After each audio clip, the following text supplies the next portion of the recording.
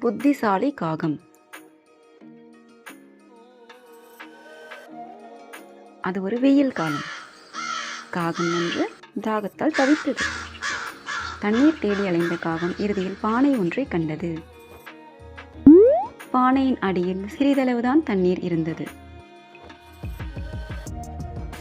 அதற்கு அந்த நீர் எட்டவில்லை. பிறகு அதற்கு ஒரு யோசனை தோன்றியது. பானையின் அருகில் சிறு சிறு கற்களை கண்டது.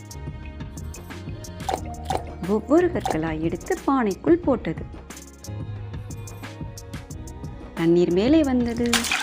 காகம் அந்த நீரை குடித்து தன் தாகத்தை தீர்த்து கொண்டது. விடாமுயற்சி வெற்றி தரும். வெயில், காகம், பானை.